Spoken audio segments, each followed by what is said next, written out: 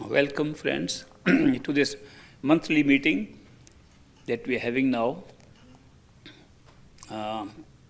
in Chicago area. As I explained last time, the idea of having these monthly meetings is to continuously renew our enthusiasm and passion to do our job on the spiritual path. Our mind being what it is, it takes us away from the spiritual path as soon as we go away from such a meeting, and we need to have this satsang, or the company of the truth, as often as we can. So that is why we organize these monthly meetings. The dates for which have now been set in advance, so you can find out which dates these meetings will be held in the next few months. I'm sorry for coming late today. Sometimes these things happen, especially if you are married. So I hope you will excuse me for this delay.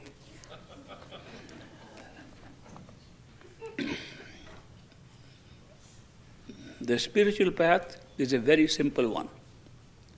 It's the simplest of all things that I have ever heard about. The spiritual path says the truth is within you. If you can pull your attention from what is outside to what is inside, you are right on track on the spiritual path. Nothing could be simpler than that. As Bulle Shah, the mystic, explained, Rabuda ki pana, ethon putna, ethe lana. He says, it's not difficult to find God. You just put your attention from here and put it here. It makes it so simple. The truth is that it is very simple, but we have made it very complicated and difficult. The reason for making it difficult is our own mind. Our own mind spins around theoretical concepts, spins around different interpretations of what is meant by going within. It does not understand what is within. It does not understand what is our self. It questions the very basic things which are so fundamental to our experience. There is nobody who doesn't know that we have a self, because we experience it all the time. We all know we have a self, and the self is doing everything. Why should it be difficult to see something that is so obvious that we all have a self? Of course, problems start arising if we start wearing a strange kind of a shirt or jacket and start asking ourselves, is this shirt me or am I somebody else? Am I wearing a jacket? Is the jacket me or am I somebody else? It's precisely that situation now, that we are wearing certain types of bodies, certain types of costumes for experience around us, and we are bothered whether those costumes are ourselves or not. This physical body, which we know is a very short apparel we are wearing, it's a very short-lived costume that we are wearing. In terms of cosmic time, where we are talking of galaxies existing for billions of years, our whole universe existing for so long, how much is this physical body's life? It is so limited that you cannot possibly think that an immortal self, which believes all the time, it will never perish, it will never die. We all believe that too. We see other people dying, it doesn't occur to us that we will also die. Where is that coming from? Where is that persistent thought coming that there is something that will not die? And that is our own self. And yet we want to continuously examine whether the coverings upon ourself are ourself or not. If we can just understand that the covering upon the self can never be the self, no matter what kind of covering it is, we'll make the spiritual path a very simple one. The physical covering, which is our physical body, dies. Great mystics have come, philosophers have come, expounding on reality, expounding on different philosophies. All died. Nobody survived forever, nor are we going to survive. And yet, we are thinking that even in this body we will be living forever. This is the mistake we are making. And the mind is capable of making this mistake. So the mind is continuously regarding an experience, no matter what, as reality. An experience that is taking place outside of ourselves, knowing fully well that the experience is being generated because we are conscious people. We are awake, we are conscious, we are living, and that is why experience is taking place. And yet we take that experience as reality and not the experiencer whose consciousness is having that experience. How could we mistake our own experience with the experiencer, that the experience is more real than the experiencer? Whereas, if there was no experiencer, there would be no experience. If we were not there, there would be no universe, there would be no world.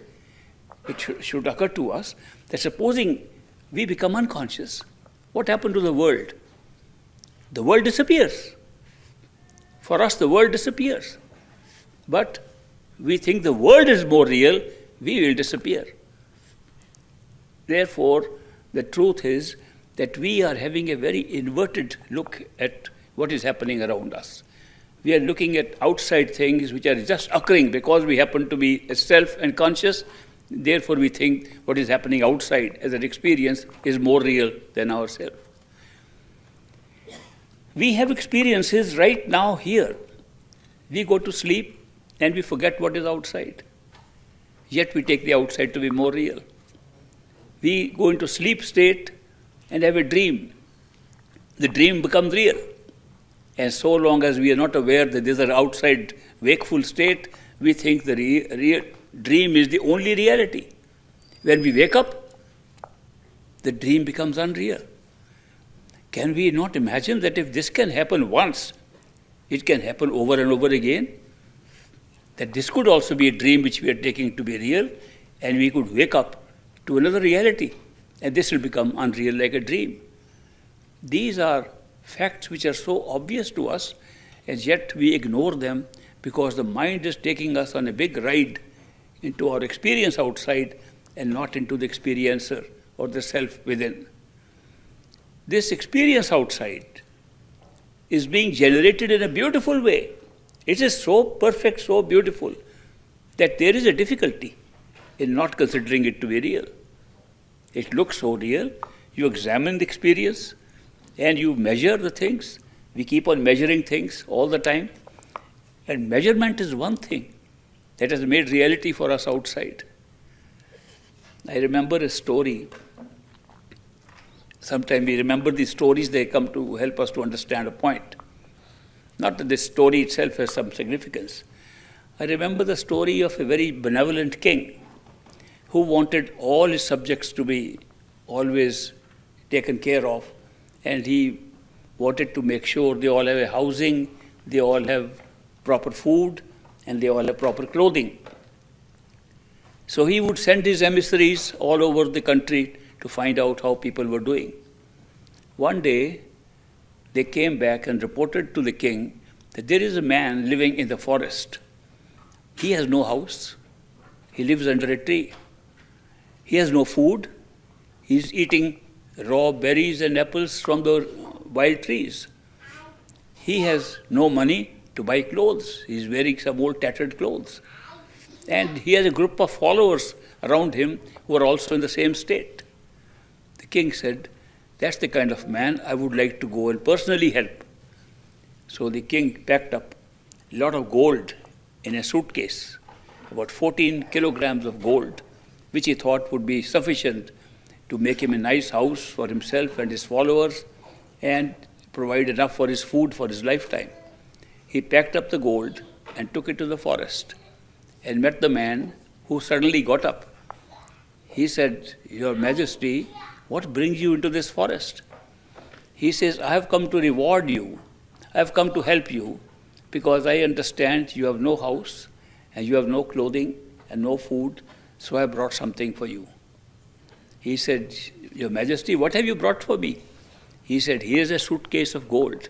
This is 14 kilograms of gold.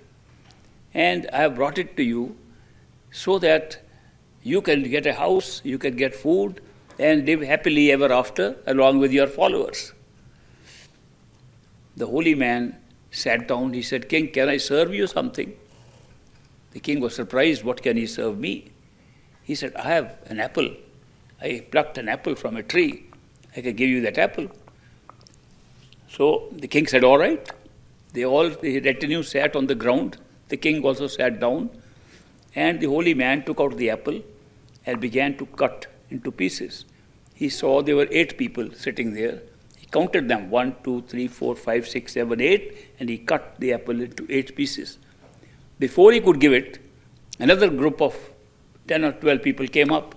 So he took the pieces back and now counted they were now 25 or 26. So he began to cut those pieces into smaller pieces. And he gave very small pieces. He gave to each one. The king also got a little piece. But when he tasted it, it was so fulfilling. He couldn't imagine that this little piece of apple could be so fulfilling. So he told the holy man, he said, you gave such a small piece of the apple to me, but it was so fulfilling, I've never had a good meal like this. He said, King, I gave you too much. This apple was good for 1,000 people. I have overfed you right now. Then the king said, I want to give that gift to you of 14 kilograms of gold. He said, King, wait a minute. Let me first accept your gift. Then I'll talk to you. He said, all right. So he accepted the gift of that suitcase with 14 kilograms of gold and said, thank you, Your Majesty. Now I want to give you a gift. He said, yes, what will you like to give me? Another apple? No, I want to give you something that you value, something that's important for you. So here is 14 kilograms of gold I present to you. The king said, how can you give me back my own gift?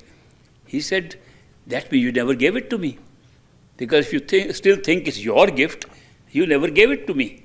If you gave it to me, I can do what I like with it. So therefore, if you really gave it to me, I am going to give it back to you as a gift of 14 kilograms of gold, because that's important for you. It has a lot of value. It's 14 kilograms of gold. He said, now wait, king, I want to show you something. He told his followers, go and dig near the tree, nearby tree. And they dug under the tree. There was a chest. They pulled out a chest, and it was full of gold. He said, Majesty, this is 65 kilograms of gold. It has been sitting next to me all these years that I have been here. If gold could give me something, I would have pulled it out long ago. What I have, no gold can buy. And therefore, you cannot give happiness through gold. I attained happiness. It has no value. It's priceless. And king, I want to tell you one thing. Your problem is only that you measure too much. 14 kilograms. That number 14 was in your mind all the time. How much you have given. How much it is. He says most of your problems arise because you measure too much. You count too many numbers. If you forget to count numbers and look at the abundance of things around you, you would never have unhappiness. So that is why this point was made that we, in our mind, measure so much. We measure reality by miles, kilograms, kilometers, measure reality by how many feet it is. We are measuring all the time. That is why the measurement seems to give us a sense of reality. How far are the galaxies? How many light years it takes to go there? How far is that thing? How small is a neuron? How small is an atom? We are continuously measuring and think that because we measure all the time, therefore it's reality. It can so happen also in a dream, that you can have a dream and you win a lottery and you are counting the money that you just won and keep on counting. The more you count, the more real the money is. And you wake up and there was no money, there was no counting. Same thing happens here. There are things happening in our life which are creating an attachment to what is an experience outside and making it look real. This is just one way that we make it look real. The second thing that is confusing us is the consistency of this particular experience is consistent with each other. That means if I want to know if this table is real, which is a visual experience of mine, my eyes say there's a table. I want to see, is it real? I touch it. Yeah, it's real, because I can also touch it. We are using one sense perception with another to define reality. If in the dream I did the same thing, and I saw a table in the dream, and I said, I can see it, is it real? I'll touch it, it'll still be the same touch. I say it is real. And when I wake up, neither the seeing nor the touching of the dream was real. How can we use one sense perception with another and define reality by that? Now, these are the kind of things that we are doing, and all our consistency is based upon using different sense perceptions to determine what is real. So that is why we are lost in this game of a projected universe coming from the experiencer, outside to the experience, and treating the experience as more real than the experiencer. If this were not so, finding God, finding reality, finding our own true self would be very easy. We would just know this is just a show going on, and we'll go back into where we are watching the show and find out the truth. We are always watching this show from a single point. That point is inside us. When I say inside us, it does not matter what form we have. It does not matter whether we are human beings or we are any other species, or we are in dream state, or we are in astral state, or we are in the highest level of consciousness. We are always viewing our experience from one unique point, the point where we exist, the point that has never moved, the point that is constant. That constant point to which we belong, where we belong, is always inside us, and what we think is our form is always outside of it, always around it. Start from here. Start from the fact that we have a physical body, and we are sitting inside this physical body. Where is that point from where we are looking at this physical universe? We're not looking from anywhere outside. We are looking at the universe from inside. Somebody told me yesterday a research that has gone on to show how much sense perceptions we use. I was surprised to hear the statistics. 83% of our total experience of the universe is visual, with the eyes. Another 13% or so is with the listening. So seeing and listening constitutes bulk of our experience. The remaining 3 or 4% is all the other sense perceptions combined, which means we are depending completely on seeing and listening. Where do we see from? Where do we listen from? We see with these eyes, physical eyes, listen for the physical ears. Where are they located on this body? In a very small section of the body. Most of our 96 or 97% of our experience of the world is taking place from a small area of this physical body where the ears and the eyes are. So obviously, where we are working from must be close to where we are experiencing this universe from. That means must be close to our eyes, must be close to our ears. Now put this package together and see where could we be if this is from where we are experiencing the universe. Then it becomes obvious. We are behind the eyes, between the ears, at a single spot. And when we close our eyes and say, where am I? You put the question, where am I? Am I in my hands? Am I in my feet? Am I in my torso? The answer comes back, no. These are all around you, and you are sitting in the middle of your head. This realization is not difficult to get. That if we are not the body, if we are the one who is using a body, who is wearing a body, where could we be sitting at this time from where we are operating this body? And it takes not much time to know we are sitting behind the eyes.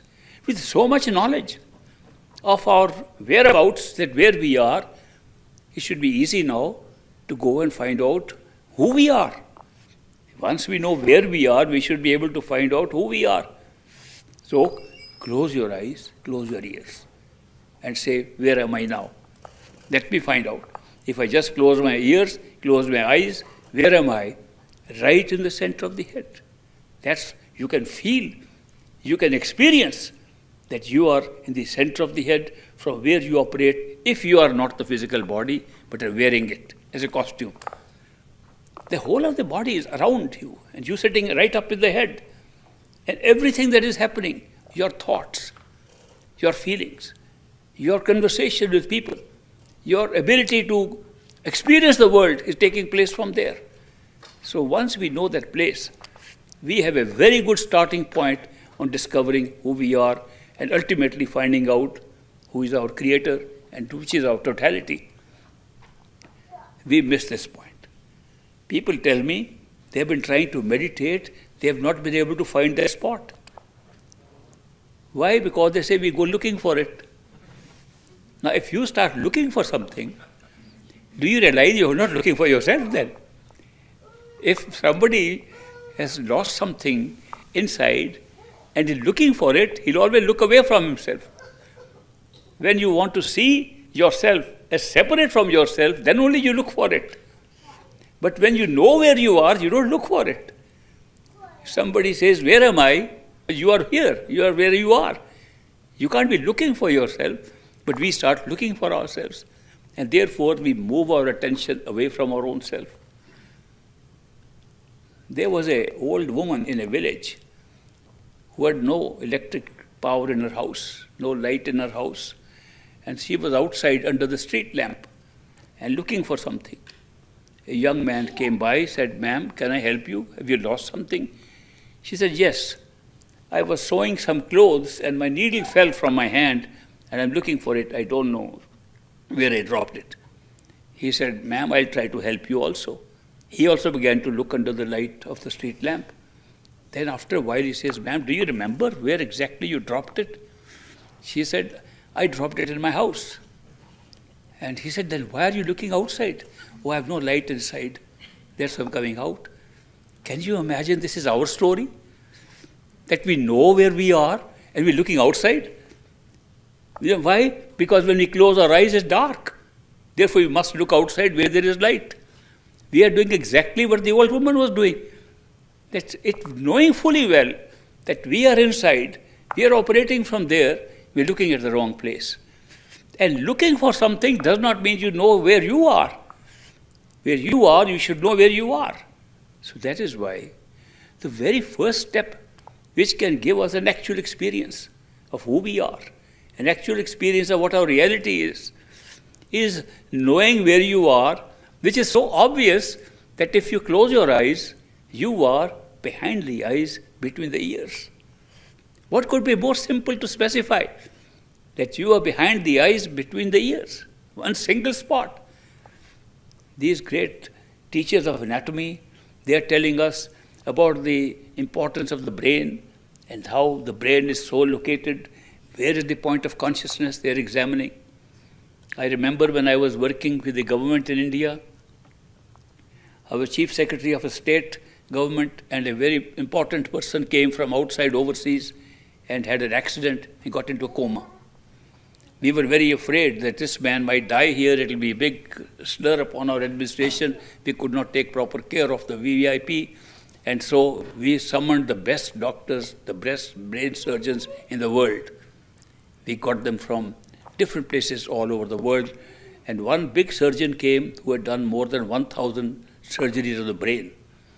And he was looking at the patient, and we happened to ask him, "Doctor, can you tell what makes a person conscious? And where is consciousness in the brain that you are looking at?" He said, "Sir, I have done 1,000 surgeries of the brain. I still don't know where consciousness is. And I must tell you, that thousands of years have passed, people searching for the same thing. What is consciousness? Where does it lie? Where it's operating from all I know is," he said, "that in the middle of the head, right behind the eyes, between the ears, lies a little organ, a small ductless gland called the pituitary body along with the pineal gland. And it hangs the medulla oblongata." I was talking in its technical terms. That's exactly in the center, between the ears and behind the eyes. And if we put a laser beam on that point, the man becomes unconscious even if he's conscious. So we suspect, we are not sure, but we suspect that that area has something to do with consciousness. He gave a good answer, an answer that has been given for thousands of years, that if you want to know where you are as a conscious unit, as a unit of consciousness, as a soul, as a living thing, life-giving thing, the one that gives life to the whole system, including your bodies, it lies right inside, behind the eyes, between the ears. That's what the doctor confirmed.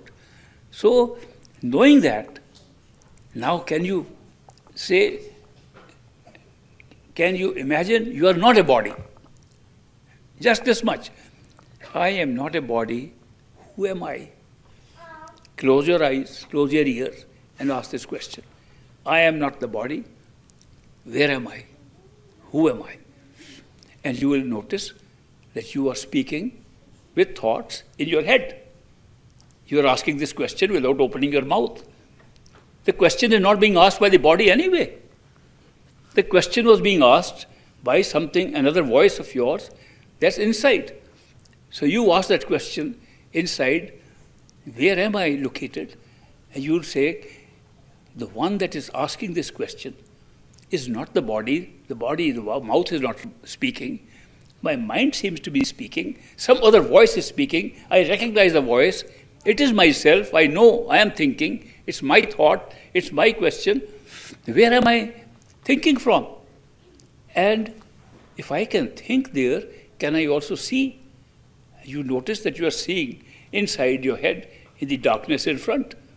Can I turn my head without turning the physical head? And you suddenly turn on one side. Then this is not me, the body at all. If I can turn my head inside, if I can speak inside, there is something inside that is definitely operating inside this physical body. Go further than that. Do I have a body? Looks like I am seeing the same way like I see with the physical eyes when I open my eyes. Which eyes are seeing now? And you examine, which are my eyes which are seeing around? Then you examine, you are able to see, you can turn around, you can do anything. Can I also sit and stand inside? You find that you can sit and stand inside. You can perform all the functions that you thought you were performing only with the physical body. If you can do all that, is that more real or the physical body more real? And there we tumble down back into the same, no, this is my imagination. This is my imaginary self. The physical body is more real. Now here I have to pause and tell you a little bit about imagination. People continuously criticize me for suggesting that you go into a state of imagination to find out who you are. And I tell them that imagination is not as imaginary as we think. You haven't practiced the use of imagination to an extent that will give you the real nature of imagination. If you imagine something against the reality of this physical universe which you assume to start with, it will always be imaginary. If you are assuming that this experience outside is the only reality and looks like the only reality, everything else will look imaginary to you. But supposing you withdraw your attention from this physical reality and only look at that which you are imagining, what happens? Imagination becomes more real than the physical universe. But nobody has tried. Nobody has practiced this. It was not very difficult to practice it. That if you can imagine that you are the one that can see with your eyes closed, not see what is outside, you can see things inside. You can see lights, you can see darkness, you can see many things, you can see colors, you can remember things, and you can remember faces and they come up in front of you. You are still seeing. The power of vision is still there. The power of moving is still there. The power of mobility is there. Everything that you had with the physical body is also there. But you call it imaginary. Okay, stay with that imagination long enough to forget what was outside. That imaginary thing will become more real than you ever experienced outside. It's a question of experimenting. It's a question of realizing what imagination is. After all, when we say imagine something, where is it coming from? Where does imagination come from? These great inventors have come, imagined things and produced inventions. Discoverers have come, imagined things and discovered things. Imagination has led to great poetry, art, all the great things that have happened outside because of imagination. Walt Disney said, if you can imagine something, you can have it. Whatever you can imagine can be made. He said that. He called imagination such a powerful thing. We are treating imagination as something totally unreal because of the assumption that the physical reality we are seeing is the only reality. Now, if we could use imagination successfully, and I'm making this point over and over again because it's a good starting point to start with the element that is going to be more real than the physical world. If you can imagine that you are sitting inside a hollow body, you imagine that you are sitting inside a house of yours, the body is barely a house, mobile one too, but it's a house, and you imagine you are living in it.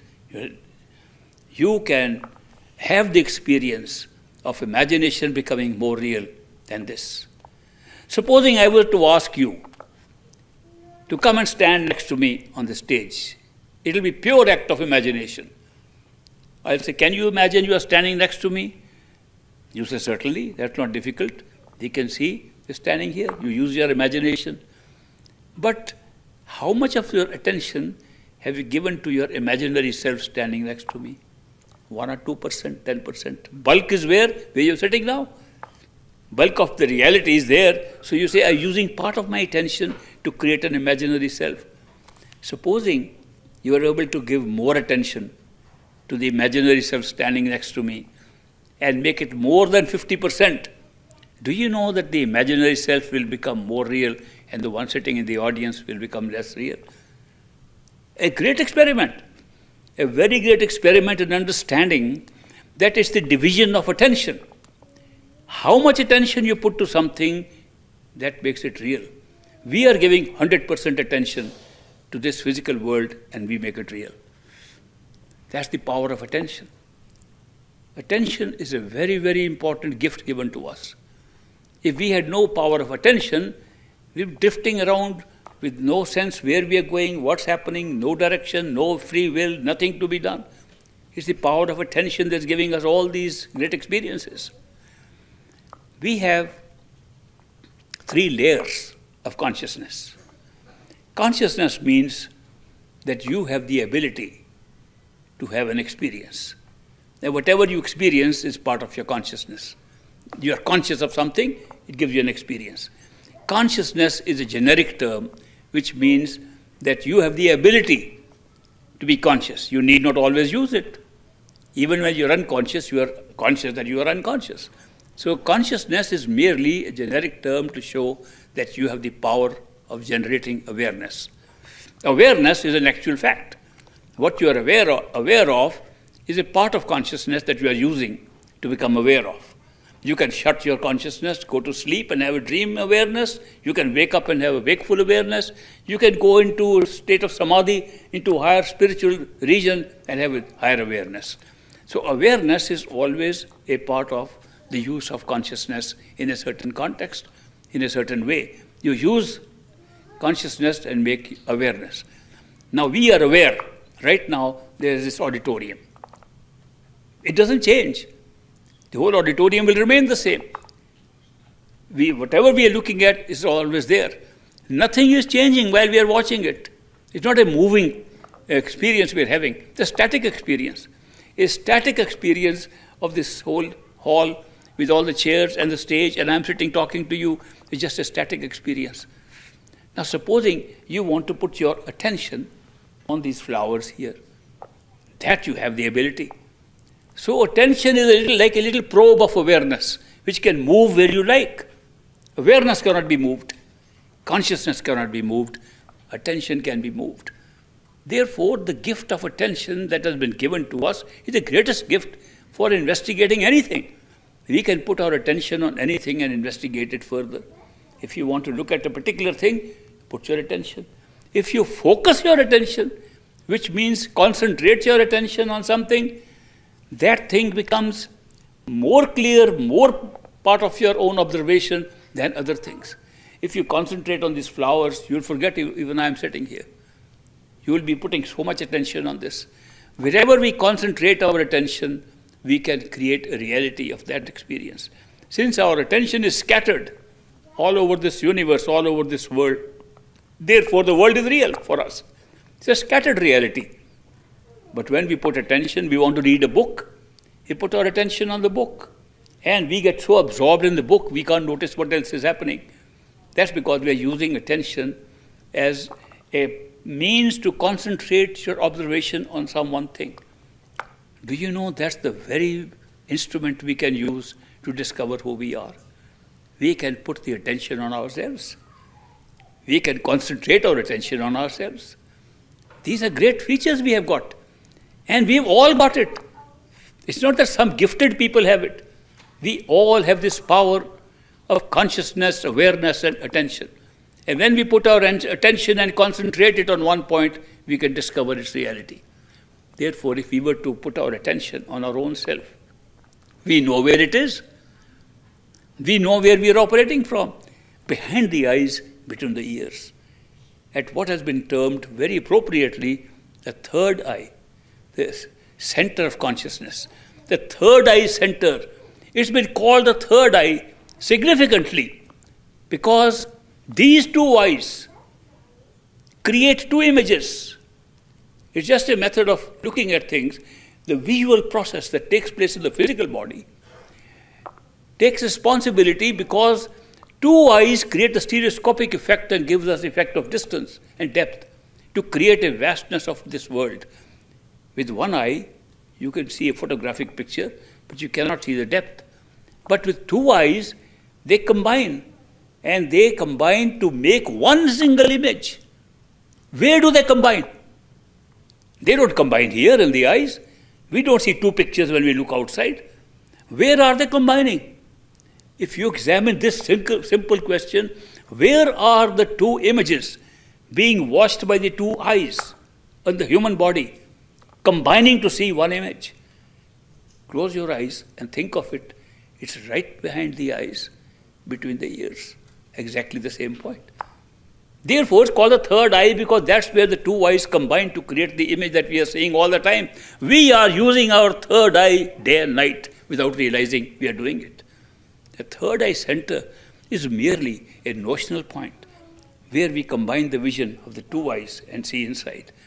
Knowing so well where it is, between the ears, behind the eyes, we can now start finding out who is it that thinks, who is it that asks questions inside without using the body. And once you start looking at that, you are very successfully on your way to discovering who you are. Of course, one can ask, a skeptic can ask a question, why are you pointing out so much at discovering yourself? What's the very big purpose of finding out? Aren't we all very happy with what we are seeing? I wish we were. But as I told you, marriage is not the only thing that comes in the way. There are so many events in this life that make us unhappy. There are so many things that are happening, sickness, disease, poverty, very obvious things that are creating unhappiness. And then the emotional unhappiness is even worse. Breakups, divorces taking place, painful divorces. Every day you hear about them. Those painful experiences are happening. What would happen if we found out who we really are? That disappears. Because that becomes like a show. Then we realize it's a created experience. It's a created experience for some purpose. And that therefore it's not real. It is created for a purpose. What could be the purpose of creating pain and suffering and unhappiness? What kind of creative power is being used to create unhappiness and suffering in this universe and say it's a great creative power? People criticize God for this. What kind of God is it who's made so much unhappiness and suffering in this world? And we call him a good God. And just because we want to protect the goodness of God, we create an opposite of him, the devil. The devil is separate from the God. There's a negative power and there's a positive power. We divide them just to justify that one we want to worship must be good. And yet, when we say all things are created by the same creator, then we wonder, the Creator wasn't very intelligent to create so much unhappiness and so much suffering in this universe. But there's a very good purpose in creating all this. And the good purpose is that the nature of consciousness is such, it examines things by comparison all the time. It always compares one thing with another to evaluate it. I remember doing a study at Harvard University where I questioned an economics class. In economics, I said that I was going through the law of diminishing returns. In economics, they say, if you keep on getting something more and more, its value keeps on becoming less and less. And I questioned my professor. I said, what about happiness? If you get more and more happiness, does it also become less and less? He said, I didn't think of it. In economics, we don't teach about happiness. I said, how can you separate a science, a study which you say is having impact on life itself, economics is having impact on life itself, and you say you don't even study happiness? Okay, I'll examine if the law of diminishing returns applies to happiness or not. I'll check with happy people. If you get more happy, there'll become less happiness or more happiness. So I undertook a study. And I picked up the names of 1,000 people living in the greater Boston area, Cambridge area. And I prepared a questionnaire. Basic question was, what makes you happy? And what makes you unhappy? Several answers came. And as it was, most of them were very similar answers. They all said, a lot of money makes us happy. A good family makes us happy. Big house makes us happy. All saying the same things. On the other side of the page was, what makes you unhappy? The absence of these things, not good having health, having a poor family, disobedient kids, and less money. So I took up the money part first, because there was an ex-professor of Harvard University living close to the campus, and he was now in business, chief executive officer of a company, and we knew his net worth was more than $10 million.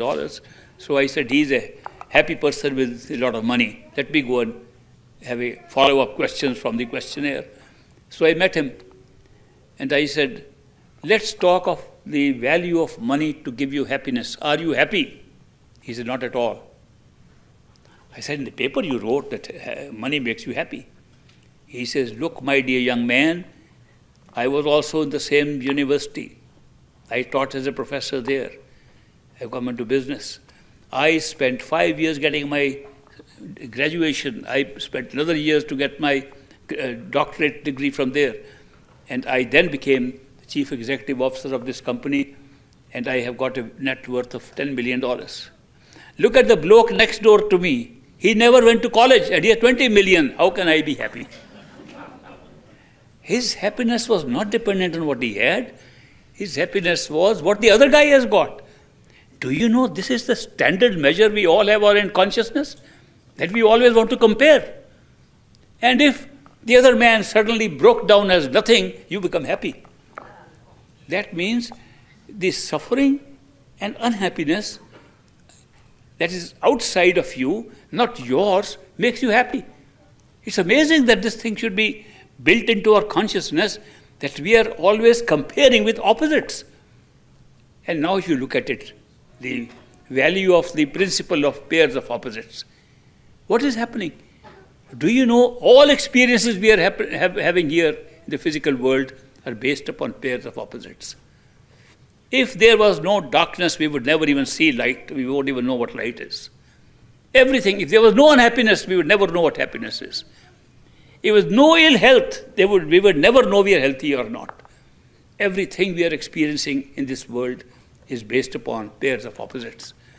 Therefore, if we really want to appreciate a state of bliss, a state of complete happiness that we are promised if we go to our true home, to our origin, where we belong, if that is a state of complete bliss and happiness, how can we ever appreciate it if nothing opposite to see to it? A great justification for creating an opposite of it. But then, that's not too bad when we find out that what was created was not real, and what we were examining was real. By creating an unreal universe of unhappiness, in which the unhappiness looks real. We come back to our own reality and find that we have real happiness compared to what we saw in a movie, in a made-up story. Gives us a greater appreciation of our true state. It's only when we have had these experiences and go back to our true state of our true home to which we belong, which is beyond the covers that we are wearing upon ourselves, that we discover the value of the unhappiness and misery that we saw, which we believed was real, but actually wasn't real. It was a created one. So this is also something that has been illustrated by a great Greek philosopher earlier. His name was Aristotle. Aristotle was a disciple of Plato, who was a disciple of Socrates. Socrates was a spiritual guy. He believed that the truth is lying inside us. He believed in the same things that the modern day mystics and saints have also said. Truth is inside, find it inside. Plato was more intellectual. He tried to explain Socrates' teachings in an intellectual way so he could intellectually explain those things. But then comes Aristotle, who said, no, we have to take the outside world as real in order to have any inner experience. He was writing about the need for drama. Why do we need drama, which is unreal? Why do we go and see drama? There were no movies in those days, so drama was the only way they could go and see something outside representing life, acted upon a stage. So he says that you need to create drama of three kinds. You can create a comedy to laugh. In comedy, actors behave silly.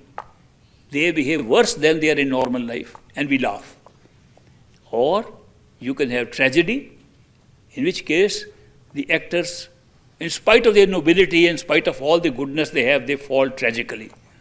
And thirdly, there's history, which represents life as it is. So he says in comedy, we show people worse than they are. In tragedy, we show people better than they are. They're fighting big challenges. And in history, we show them as they are. These three kinds of... And he said that tragedy is the best part of drama. Because when you see a tragic situation, you associate yourself with it. He said, when you see a tragic play, you are watching it. What happens to you? You get tears in your eyes. You identify. You forget these are mere actors. You forget it's not real. But for the time being, you make it real. By making it real, you are able to remove the excess of your own emotions and change your own life. He calls it that this is a purgation of excess of emotions. And how do you achieve it? What he calls, translated into English, by willing suspension of disbelief. You would normally not believe what's going on, it's just a show, but you willingly suspend it. That's what we do today. We go to see a tragic movie, we sit there, we know it's just a shadow play, we know it's not real. We get tears in our eyes, we get sit on the edge of the chair, what's going to happen next? So why do we take it as so real? Because we deliberately need to make an unreal thing look like reality. It removes the excess of emotion of our own self and changes us. So therefore, he said that to appreciate your own state, you create an unreal situation, and then by taking the unreal situation as real, you are helping yourself. This is precisely the reason for this whole creation. Somebody says, how has this world of pain and suffering and happiness and unhappiness been created? What's the purpose of this creation? The answer is simple. The creation is unreal and made into look like reality, so that when we have our own reality, which is truly real, we'll appreciate it. We'll not only appreciate it, we will live it. We'll live the appreciation and know what we've got. Otherwise, we don't know what we got. In the Anurag Sagar, Ocean of Love, which is a book of a dialogue between Kabir and his disciple, they talk of the two types of souls. The souls that never left their home are in Sachkhand, true home, and he called them Bans. And those who came into this world of experiences of ups and downs, high and low, happiness and unhappiness, which he calls Hans. We are all Hanses sitting here now. when we go back to the same place where the buns are. And we are so happy, so enjoying, so appreciating our own state. And they wonder what's happened to us. They say, we are all the same souls. And what is so special about you that you are dancing more than us and enjoying this place of our own true home more than us? And we tell them, you don't know what you're missing because you never saw the opposite of it. And seeing the opposite, especially if it is not real, that be creating through consciousness an experience that is not real but appears to be real is the best way you could have created a greater appreciation of your own self. And if you want to appreciate God, you want to appreciate your true nature, your true creator, your true creative self, your own true self, the best way is to create a show which is opposite to the show. Now remember, our true home to which we belong, which we aspire to go to, which we want to discover within ourselves, has no duality. It has no pair of opposites at all. Therefore, there is no such thing that we can compare. Consciousness cannot compare anything or experience anything in polarity or duality or pairs of opposites. We create a whole universe of duality. This universe is one of duality. By creating a world of duality, we make the world of duality an opposite of the world of non-duality. And we create the same principle to appreciate even non-duality. What could be simpler than this? What could be a better explanation? And people ask, what is the purpose of creating this? This is only created as an illusion, but looks like reality, so that we can go through this experience and then appreciate our own true home better than we could ever have done without it. But then, is it not worthwhile to have this kind of awareness, to find out that this is the purpose of this creation? Supposing you are able to go home for one moment, let's see, you go home and say, wow, that was a good thing we did to create a universe which is one of duality and pairs of opposites in order to appreciate what we have. What will we look at that world after that? It will be totally different. It will be like going to a movie. It will be like going to see a play, a drama. This is a grand play going on. It doesn't look like it because we don't see where we belong. After we go to see a movie, we come home. Here, we don't go home. If you go home, it will look like a movie. Just make one short trip to your home. Where is your home? Your home is where you are. Where are you? In the physical body. Behind the eyes, between the ears. What could be simpler than that? That you are located at one point which is easy of access. And how do you access anything? How do you go anything? We discovered already the power of attention. The power of attention, wherever you put your attention, that's where you can go. Consciousness, awareness goes where the power of attention takes it. So, to put your attention behind the eyes, at the third eye center, is the secret of discovering your own self and discovering the reality of your own self and the reality of everything. The whole process through which this creation is taking place becomes so obvious to you. The whole process, the raison d'etre of the whole universe, why it's existing, why we are here, all the questions we've been asking for centuries, why, what's the purpose, are all answered by one step of going within, with your own attention, concentrate behind the eyes, between the ears. What could be simpler than that? And yet we can't do that. When we try to do that, what happens? When we try to figure out we are there, the mind runs riot, takes us all over the experiences we are having outside. It does not let us settle in there. It does not let us put even our attention there. It is so scattered. We have scattered our attention, and then we try to gather our attention one by one, and we are engrossed in it. We can spend lifetimes in this. If you want to, supposing you are walking through a forest, and barefoot, there are so many thorns there, and you start saying, this thorn has now pricked me. Let me take this out. This thorn has come in this way. Let me take it out. It can take you years to cross a forest because thorns. But supposing you wear thick boots, you just walk through. The same system is available here. When we find that there is so much distraction to our attention, everything is drawing us out. Every time we try to put our attention behind the eyes, between the ears, at the third eye center, every time we try to do it, thoughts take us out. And we have attachments, we have desires, and those desires and attachments continuously pull us out in different directions. And we try to pull one back, the other one pulls us out. So we are like treating those thorns. What is the equivalent of wearing those thick boots that we can use to keep our attention inside? There is an alternative, a very wonderful alternative. And that alternative we have also seen and examined in this world. If you have a lot of attachments and you fall in love with one person, what happens? That true love for one person can take away all your attention from everything else. The pull of true love is like wearing thick boots. If you can be pulled by true love, it automatically takes your attention away from everything else. The greater the pull of true love, the more you forget everything. Doesn't matter at all. Imagine a young child playing with little dolls, and the dolls are so important and real for the child.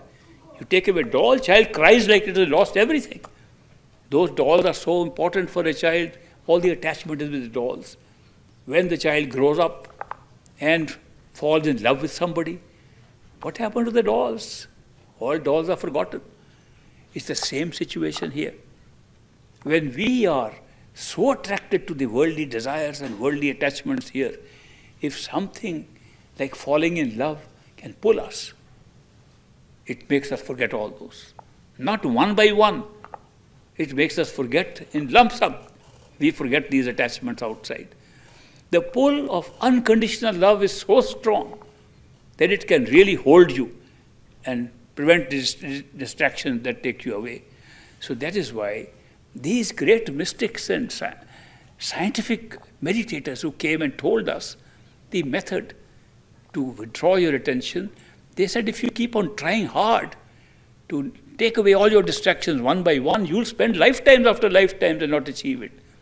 But if love can pull you, unconditional love, a love that has that kind of power, that pulls you, you'll forget everything, and that love will hold you. So the answer to this problem really is not looking for means how to avoid distractions and run away from them, how to run away from this world.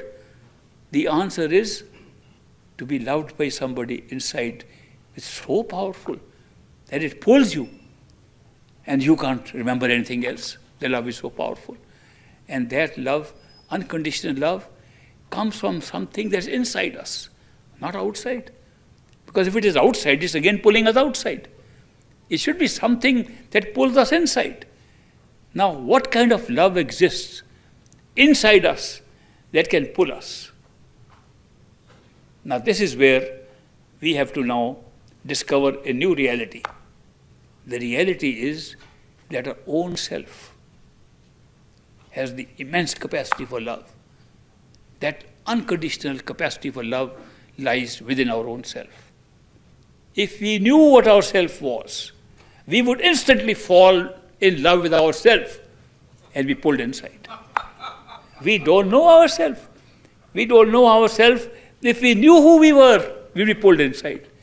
Not knowing who we are, not knowing what consciousness is, and not being aware of it, and totally immersed in an experience outside, we have to find something which is inside but appears outside. Appears outside in a form that we can identify with, and identify and compare with the love we have for people here. Therefore, our own self inside, which has true, pure, unconditional love, and it is now totally been distracted by our mind, which is running outside to look for worldly pleasures and worldly distractions. When that inner self cannot be experienced by ourselves, the inner self must be able to experience outside of ourselves.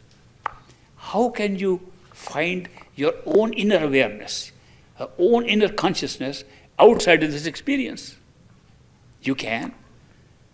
if you can find a human being like ourselves outside, but he actually is your inside. Let's imagine a theoretical concept that your inside can be made into a picture of a human being outside. Actually, it's your own total inside now is appearing like a human being outside.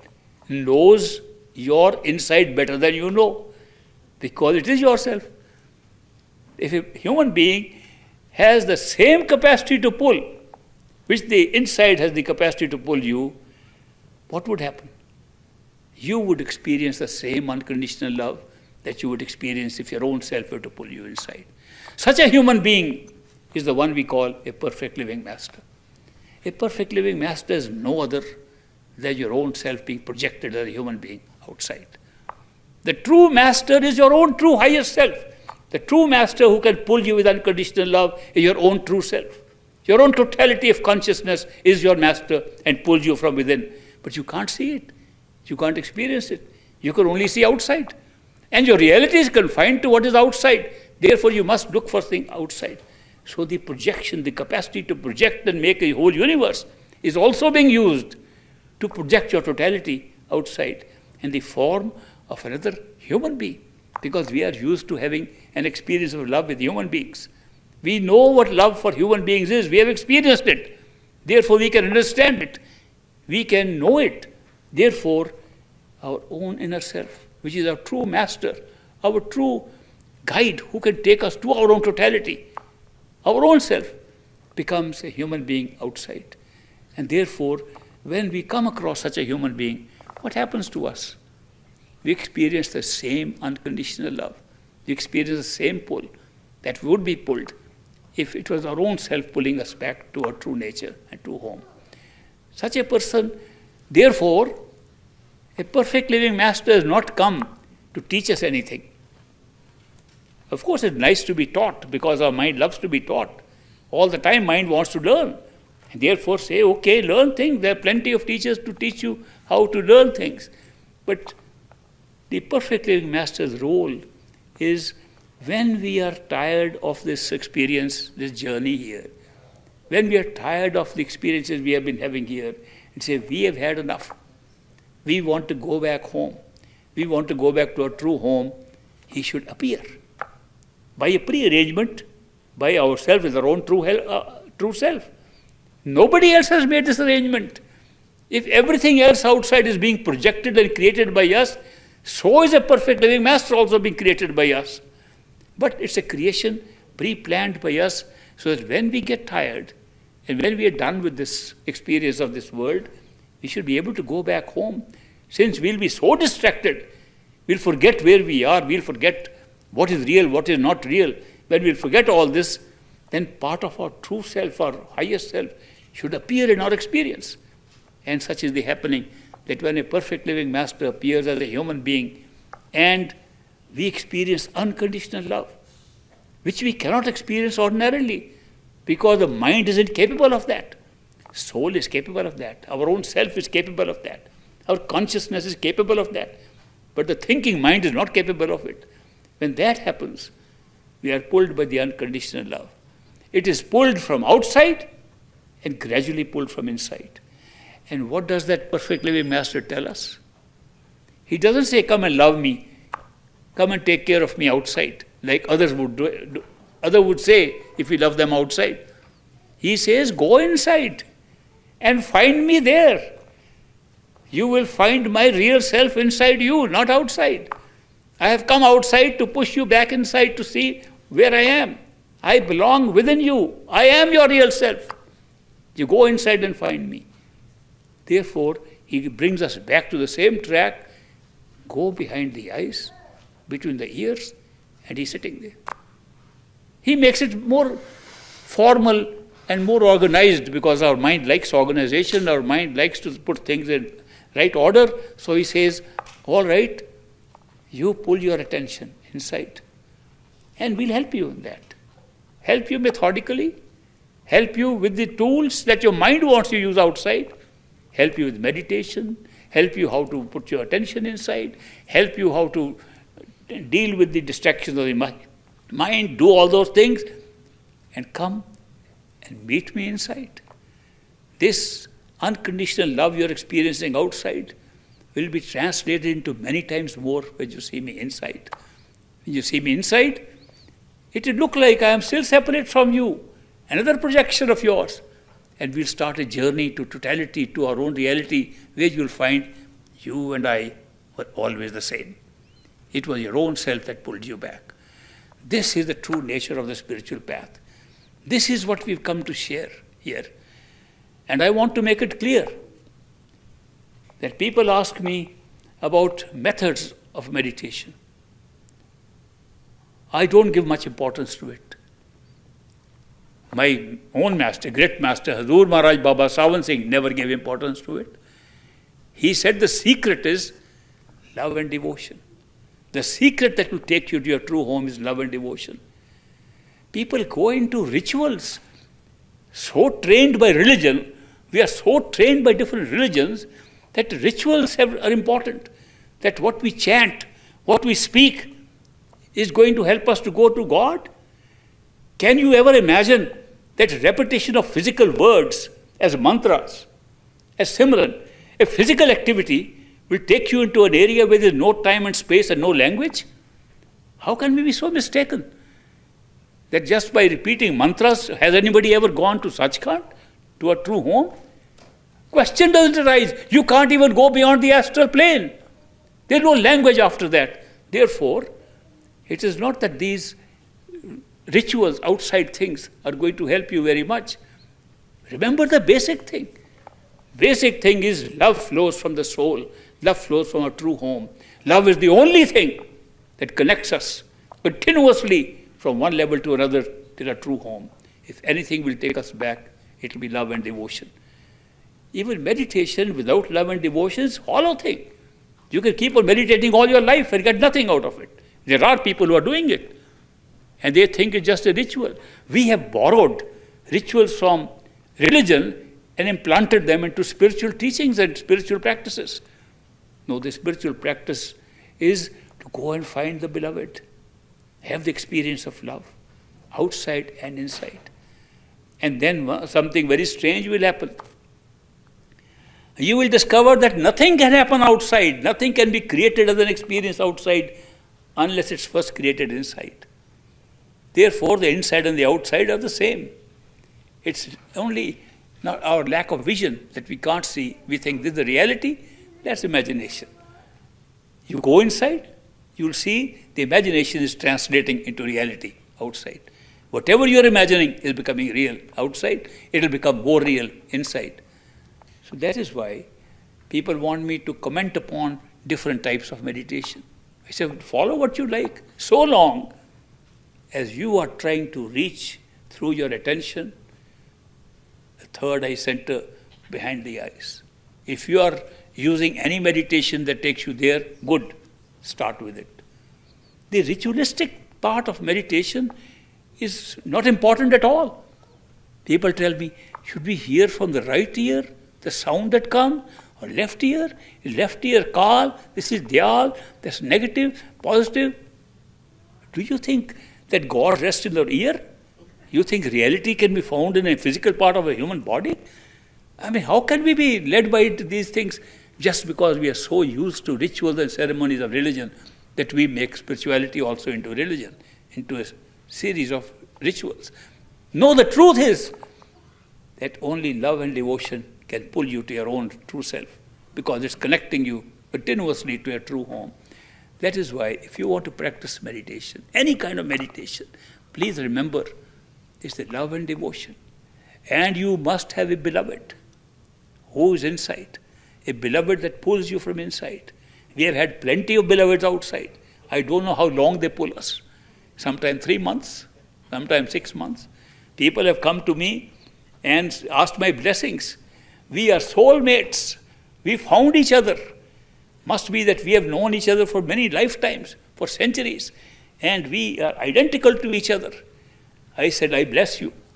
Have a nice time in this physical world. 3 months later, they are again with me, both of them. We are in divorce court. And we knew from day one we were not made for each other. I said, that's not what you said to me on day one. You said you were soulmates. This is the kind of love we are experiencing here. Because the need to love, the need to be loved is spiritual. It belongs to our consciousness itself and is always there. Therefore, we are trying to find in the wrong place. We are trying to find something outside that belongs inside. So that is why I am sharing these truths with you, because these are the teachings I got from my own master, great master Hazur Maharaj Baba Sawan Singh. People come and tell me, what you say is not consistent with what another master is saying. I said, maybe inconsistent. It's consistent with what my master said. It worked for me. Did the other thing work for you? Go and test it out. If it worked, fine. Follow it. I am not going to comment upon what any master is teaching. I can only comment upon one master whose teachings have worked for me successfully, to my satisfaction. So therefore I know it's a tested thing. It's a tested thing that meditation with love and devotion takes you to your true home. It's a tested thing, and I've tested it myself. Therefore I can vouch for its accuracy, vouch for its truth. But what people tell me, so-and-so says this, so-and-so says this, I'm not concerned with that. It's not my role, nor my mandate to comment upon so many masters who exist in this world. Thousands of them are there. Somebody from California prepared a list of masters starting from one starting point, and that starting point was Seth Shiv Dayal Singh, called Swamiji from Agra, who started the Radha Swami movement. And he started going down from there. How many successors came, how many divisions took place. And because my own master came from the same line, Swamiji had a disciple named Jamal Singh a disciple named Baba Sawan Singh, who was my master. Therefore, I was curious to know what work he has done. And at the end of the chart, it adds up to 500 masters, all saying, we owe allegiance to the same one man.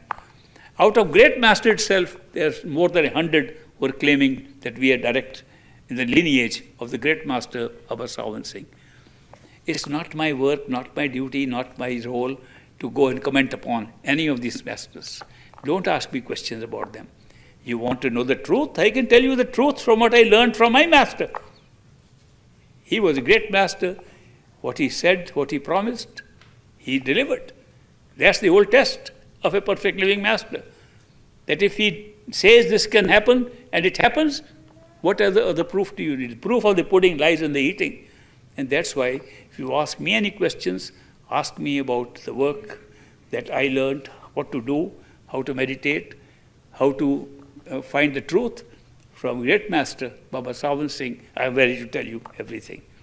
But so many questions you ask, somebody said this, somebody says it's different from what you are saying. It's no concern of mine. That what I share with you is identical to what great master shared with me. Neither more nor less.